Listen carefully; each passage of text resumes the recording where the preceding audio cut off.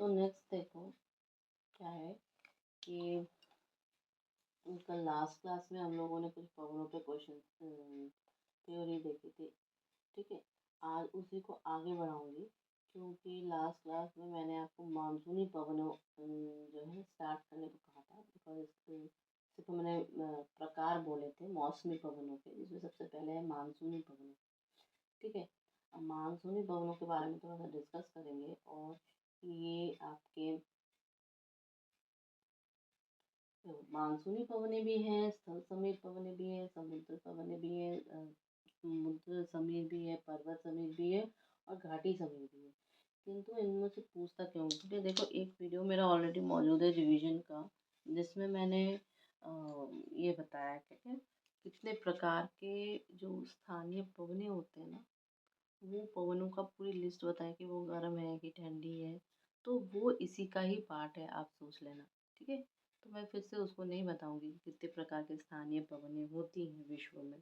ठीक है, तो हेडिंग डालिए मानसूनी पवनें, या आप बोलोगे मॉनसून विंड्स।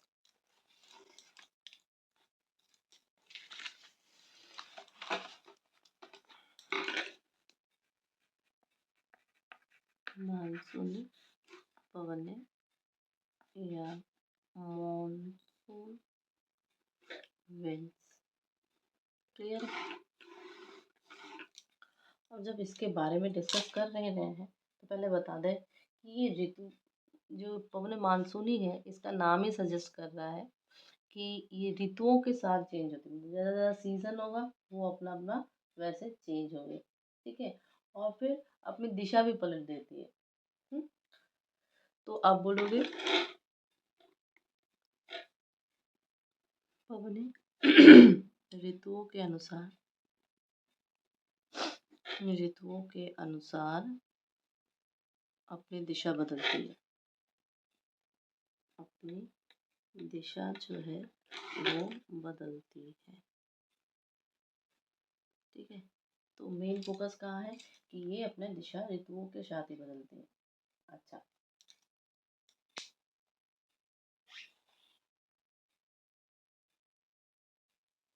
देखो इसका एक फेवरेट है कि ये जो ग्रीष्म काल है, मतलब जो समर सीजन्स होते हैं, ये समुद्र से स्थल की ओर चलती है। मतलब यहाँ पे समुद्र है तो वो किसकी ओर चलेगी, स्थल की ओर चलेगी। लेकिन अगर ये आपकी शीत ऋतु है, ठीक है, तो ये स्थल से समुद्र की ओर चलती है। तो आप बोलोगे कि ग्रीष्म ऋतु, या आप बोलोगे समर सीजन में ये समुद्र से स्थल की ओर, ठीक, जबकि शीत ऋतु में यानी कि विंटर सीजन्स में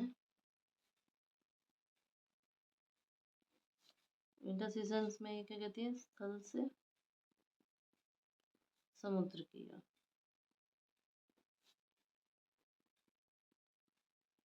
स्थल से समुद्र की ओर चलती है। ठीक तो और एक इनकी उत्पत्ति कहाँ पे होती है, एक्चुअली जो इनका जो ओरिजिन है, ये जो कर्क रेखा और मकर रेखा की जो बीच की जो पट्टी है ना, उसमें जो व्यापारिक पवने यानी कि आपकी जो ट्रेड विंड जो विंड्स होती है, उनकी जो वो पतली सी पेटी होती है, इन्हीं से उनकी उत्पत्ति होती है। तो आप ये पॉइंट जरूर लिखना, ये तो आपका छोटे बच्चे भी जानते हैं, पर मेन क्या है कि जो इनकी उत्पत्ति एक्चुअली, इनकी उत्पत्ति हम बोलोगे कि कर्क व मकर रेखा, मकर रेखा, कर्क रेखा व मकर रेखा के बीच के व्यापारिक पवनों ट्रेड विंड्स, ठीक है, पवनों की पेटी जो बेल्ट होता है उस बेल्ट में होती है, पेटी पे होती है। क्लियर। बोलोगे कि मानसूनी पवनें ही हैं जो भूमंडलीय पवनों की व्यवस्था और स्थानीय कारकों की पारस्परिक क्रिया का परिणाम। ठीक, इसका मतलब क्या है? जो हमारे क्षोभ मंडल है और जो हमारे धरातल है, क्षोभ मंडल और धरातल पर जितनी भी क्रियाएं हो रही हैं, वो सब सब क्या है, ये इसी पर ही डिपेंड है।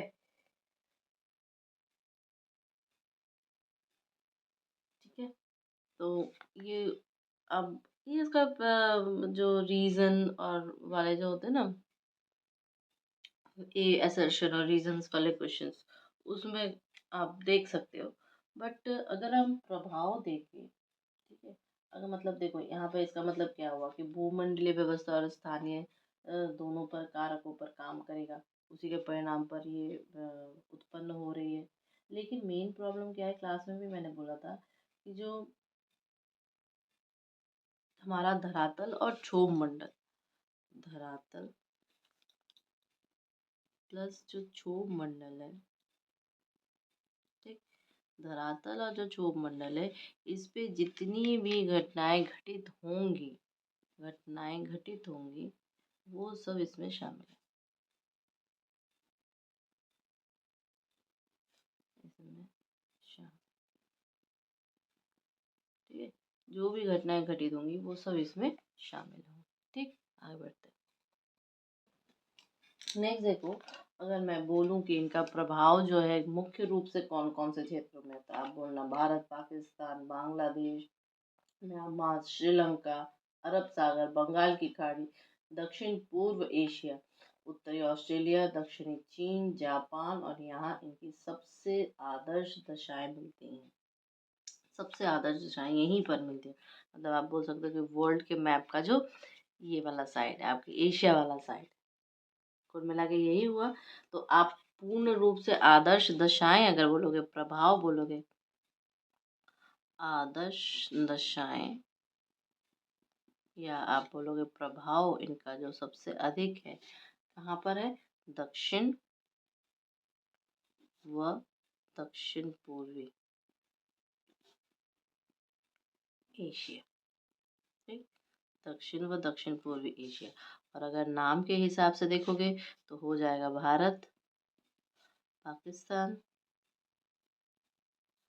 बांग्लादेश,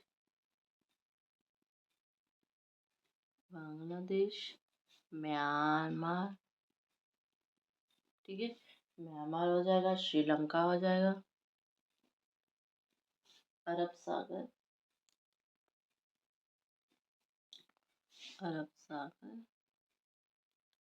बंगाल की खाड़ी, बे ऑफ बंगाल, ठीक है, दक्षिण पूर्वी एशिया, उत्तरी ऑस्ट्रेलिया,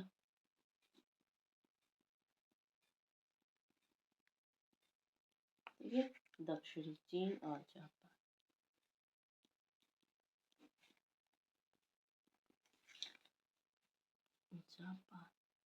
इन जगह पर इनका आदर्श आप बोलोगे कि हमें देखने को मिलता है। क्लियर। अब नेक्स्ट क्या है, स्थल समीर, हेडिंग डालिए, स्थल समीर।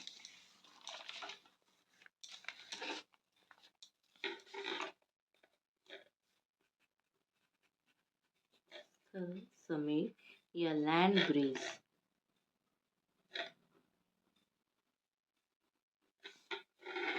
सेवेंथ एट में आप लोग को जो ज्योग्राफी पढ़ाई जाती है, प्लीज़ उसको ध्यान से देखना। आपकी जो एनसीईआरटी होती है ना, बहुत कुछ उसमें से ही आता है।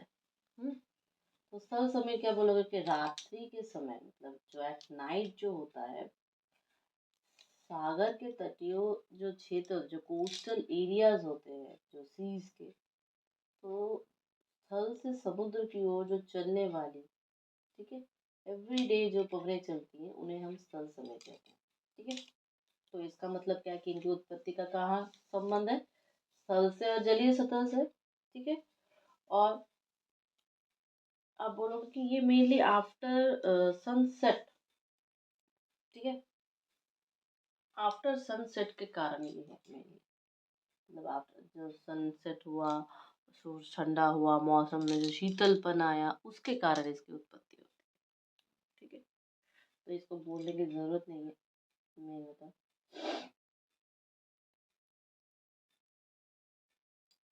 सिर्फ इतना आप, ये तो एक थियोरिटिकल है, बट अगर हम प्रैक्टिकल ये जो शब्द हैं हमारे ज्योग्राफी के उसके हिसाब से अगर बोले तो आप बोलना कि ये उच्च वायुदाब के केंद्र से निम्न वायुदाब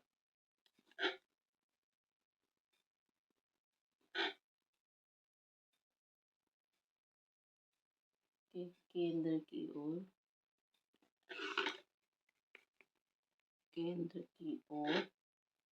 स्थल समीर की उत्पत्ति होती है।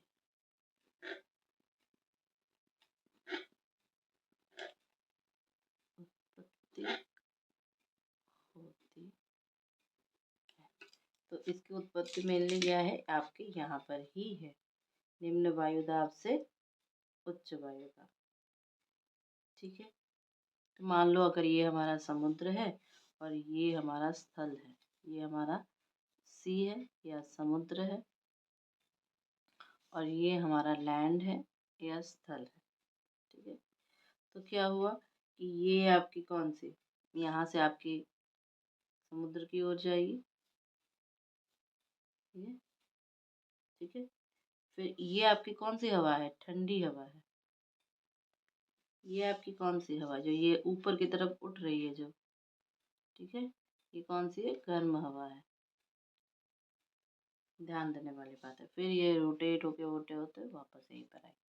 So this is your what, स्थल समीर या लैंड। ठीक, तो इसका मतलब क्या है, जो आपकी उत्पत्ति हुई सूर्यास्त के पश्चात होती है। ठीक है, और दोपहर के पहले ये खत्म हो जाती है। तो उत्पत्ति आप बोलोगे कि सूर्यास्त के बाद होती है, और दोपहर से पहले, सूर्यास्त यानी कि सनसेट बाद होती है, और दोपहर के पूर्व खत्म हो जाती है, के पूर्व समाप्त हो जाती है। ठीक है, दोपहर के पूर्व ये समाप्त हो जाती है। ये इसका मेनली है।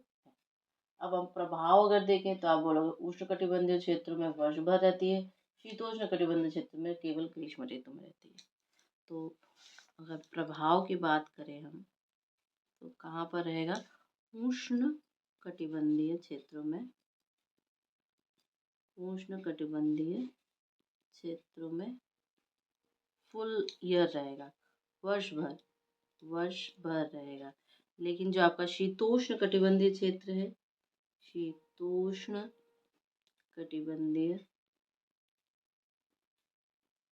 क्षेत्र है, वहां पर ये सिर्फ और सिर्फ कहाँ पर रहती है, ग्रीष्म ऋतु में। वहां पर कब रहती है, सिर्फ और सिर्फ ग्रीष्म ऋतु में। क्लियर है ना, आगे बढ़ो। इसी का उल्टा आपका क्या हो जाएगा, सागर समीर, सागर समीर। ठीक, यानी कि आपके सी ब्रिज,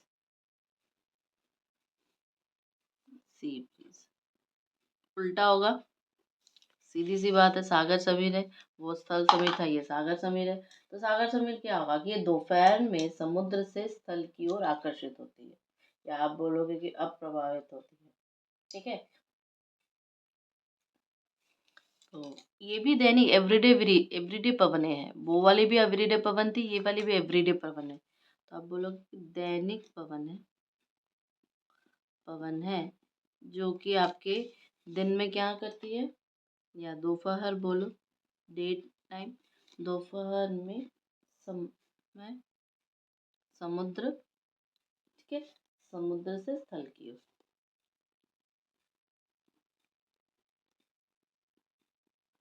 क्लियर है, लेकिन इसकी उत्पत्ति कहाँ हुई, इसका मतलब सागर और जलीय भाग के ऊष्मा में जो अंतर हुआ, उसकी जो शीतलपन जो प्रक्रिया हुई, उस प्रक्रिया से हुआ।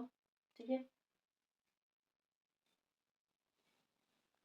जो ठंडा गर्म जो टेम्परेचर का डिफरेंस रहता है ना, उसी की वजह से ही इनका उत्पन्न होता है। ठीक है। तो इस और अगर हम ज्योग्राफिकल लैंग्वेज में बोले तो इनका तापमान क्या है कि आप बोलोगे कि दोपहर के समय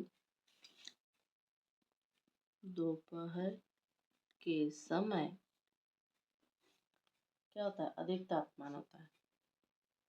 अधिक तापमान के कारण स्थलीय सतह पर आपका क्या हो जाएगा, निम्न दाब हो जाएगा। स्थलीय सतह पर निम्न वायु दाब हो जाता है। ठीक है। स्थलीय सतह पर निम्न वायु दाब हो जाता है और जलीय सतह पर क्या होता है, उसके रेस्पेक्ट में अधिक वायु दाब होता है। जबकि जलीय सतह जो होती है, जलीय सतह पर विथ रिस्पेक्ट या अपेक्षाकृत अधिक वायु दाब होता है। अधिक वायु दाब होता है। तो जब अधिक वायु दाब होता है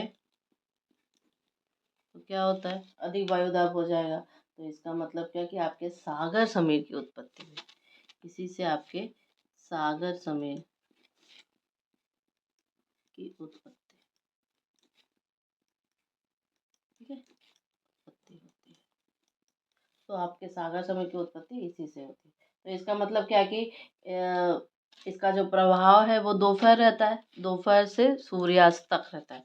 तो प्रभाव का टाइम क्या हो गया इसके, दोपहर से सूर्यास्त तक।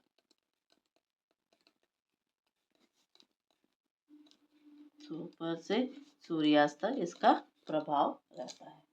क्लियर है ना, दिक्कत तो नहीं है। अब आ जाओ पर्वत व समीर घाटी पर। पर्वत व समीर घाटी, पर्वत व समीर घाटी, पर्वत समीर या घाटी समीर, सॉरी, मीन्स आपके जो माउंटेन ब्रीज है और आपके वैली ब्रीज जो है। ठीक है।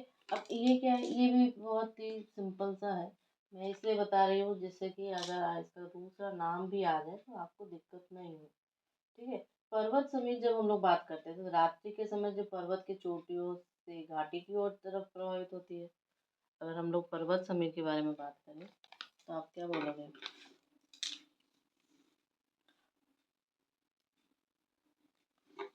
अगर मैं पर्वत समीर की बात करूं,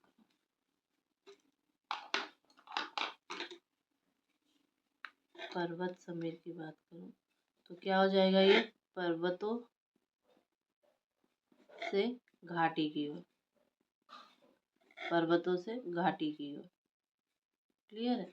ये कहाँ से चलती है, पर्वतों से घाटी की ओर। पर्वत की सबसे चोटियों से घाटी की ओर प्रभावित होती है। कब होती है ये, रात्रि के समय होती है। चोटियों से घाटी की, और ये कब होगी, रात्रि में होती है। ठीक है, नाइट में होती है।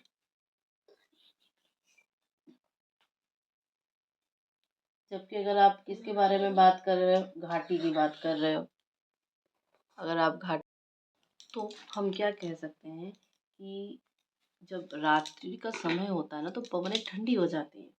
ठीक है। तो अब बोलना कि रात्रि के समय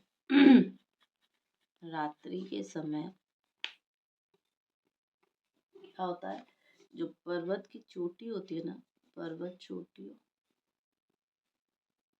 से तीव्र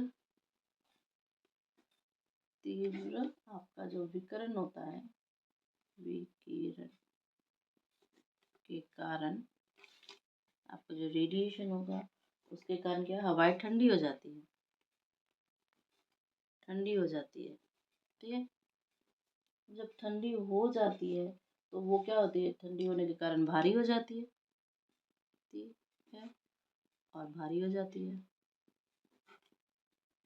भारी हो जाती है।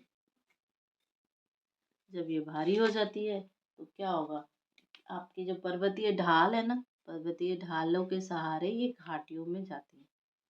पर्वतीय ढालों के सहारे वो घाटियों में जाती है। तो पर्वतीय ढालों के सहारे घाटी पर जाती है, घाटी की तरफ गति करती है।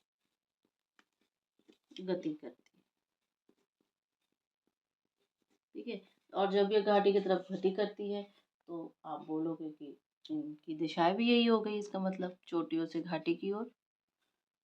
उसी तरह जब आप बोलोगे कि घाटी समीर क्या होती है तो ये बोलोगे कि घाटियों से जो चोटियों की ओर पर्वतीय ढाल के सहारे अपवाहित होती है, उन्हें हम ये कहते हैं। इसका मतलब क्या है कि अपवाहित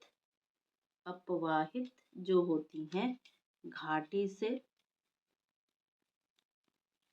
पर्वतीय चोटी की ओर, पर्वतीय चोटी की ओर आप क्या बोलोगे उन्हें? घाटी समीर या आप बोलोगे वैली ब्रिज। क्या बोलोगे उन्हें? वैली ब्रिज बोलोगे। ठीक है। उसके सहारे वो चढ़ती है। तो ये मेनली कैसी होती है? गर्म होती है। ये क्या होती है? मेनली गर्म होती है। They are hot. अंतर समझ में आ गया ना घाटी और पर्वतीय समीर का। अब हम लोग कुछ स्थानीय पवनें पढ़ेंगे। मेन हेडिंग डालिए स्थानीय पवनें।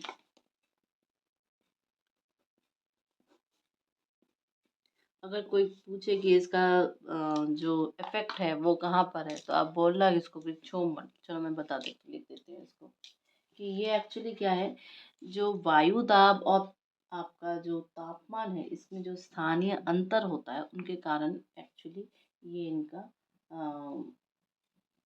उत्पत्ति होती है या ये पवनें चलती हैं। क्यों चलती हैं ये? तो आप बोलना स्थानीय तापमान और वायु दाब। स्थानीय तापमान व वायु दाब में अंतर के कारण चलती है। ठीक है। पहली बात, ये लोकलाइज होती हैं, यानी कि ये कुछ ही क्षेत्र पर ही प्रभाव कर, तो इनका बोलना प्रभाव सीमित क्षेत्र पर है, सीमित क्षेत्र तक है।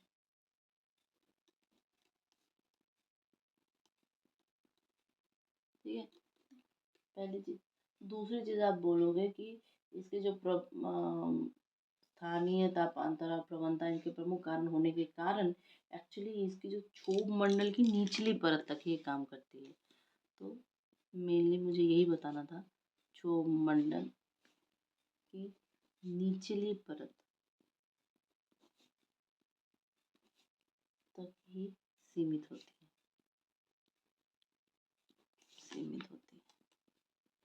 यही इसका मेन पॉइंट है। क्षोभ मंडल ये बोल सकता है कि जो स्थानीय पवनें होती हैं कहाँ तक सीमित होती हैं।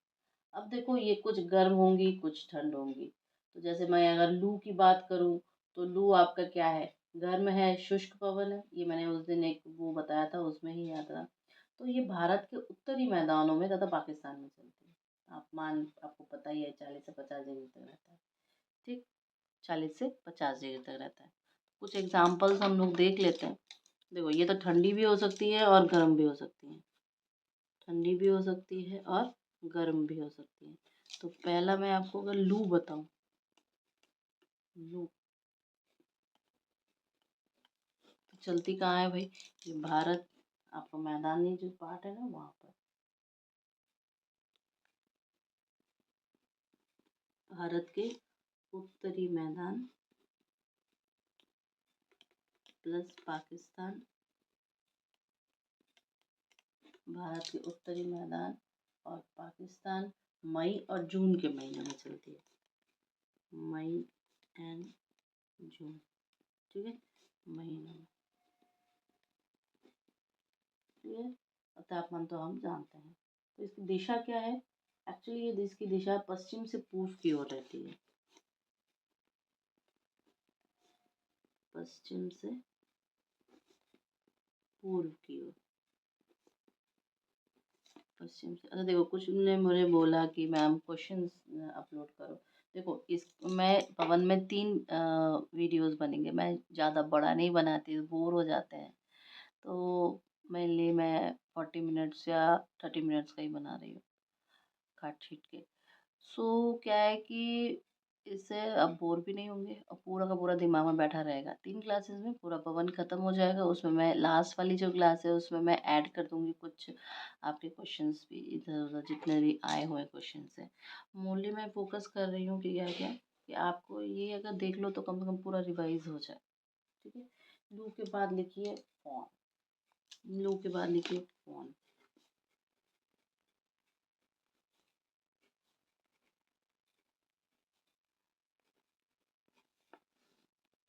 लू के बाद लिखिए फ़ोन। एक्चुअली ये जो फ़ोन है ना, आल्स पर्वतमाला, ठीक है?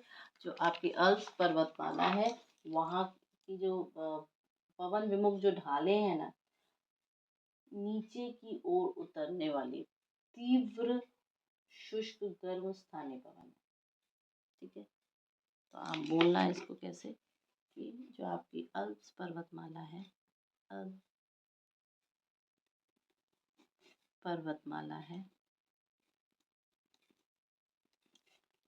पवनाभिमुख,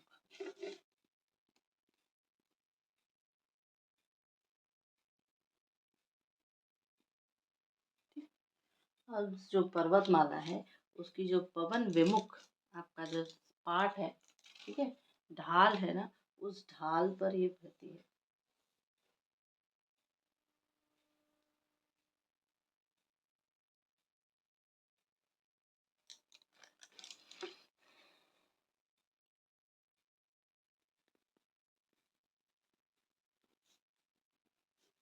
नीचे की ओर उतरने वाली आपकी तीव्र है, झोंकेदार शुष्क, शुष्क और गर्म, शुष्क भी है और गर्म पवन है, ठीक है? तो अगर आप बोलोगे कि ये इतनी ज़्यादा है कि मतलब तापमान जैसे देखो इसका तापमान क्या था, 40 से 50 डिग्री सेल्सियस, ठीक है? और इसका तापमान मतलब वहाँ का जो मौसम है वहाँ के रेस्पेक्ट में ये 15 से 20 डिग्री सेल्सियस तक की होती है, ठीक है? अब ये क्या है कि ये पर्वतों के जो हिम होते हैं ना, मतलब जो आप क्या जो बर्फ होती है माउंटेन्स की, उसको पिघल देती है। आप बोलोगे कि पर्वतों के हिम को पिघल देती है, पर्वतों के हिम को पिघल देती है, पिघला देती है, पिघला देती है, ठीक है? पर्वतों के जब हिम को पिघला देती है तो आप बोलोगे कि ये आपके जो चारागाह होते हैं ना, उनकी जो पशुएं होती हैं उनके लिए बहुत हेल्पफुल होती है। प्लस ये जो अंगूर होते हैं ना, अंगूर को पकने के लिए बहुत हेल्पफुल करती है। तो आप इसको एक पॉइंट लिख देना कि होता है ना हर एक का स्पेसिफिक पार्ट कुछ, तो अंगूरों के पकने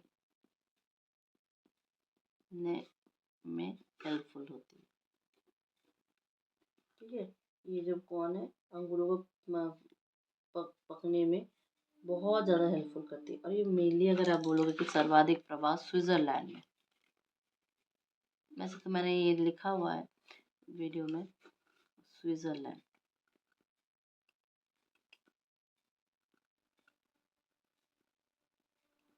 स्विट्ज़रलैंड में इसका सर्वाधिक प्रभाव आपको देखने को मिलेगा। किसका? फ़ोन का। किसका? फ़ोन का। नेक्स्ट आ जाओ चिनूक।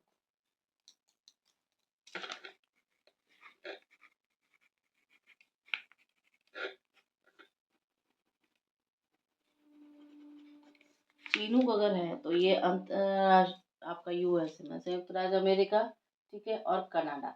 तो यहाँ की जो रॉकी पर्वत है ना, उस पर की बात है ये, ठीक है? तो आप क्या बोलोगे कि ये तो मैंने वैसे बता दिया है, संयुक्त राज्य अमेरिका, संयुक्त राज्य अमेरिका प्लस आपका कनाडा, संयुक्त राज्य अमेरिका और प्लस आपका कनाडा। तो इस दोनों पर ही आपके क्या है, रॉकी माउंटेन या रॉकी पर्वत, ठीक है। रॉकी पर्वत के पूर्वी ढालों के पूर्वी ढालों से नीचे उतरने वाले गर्म पवन है।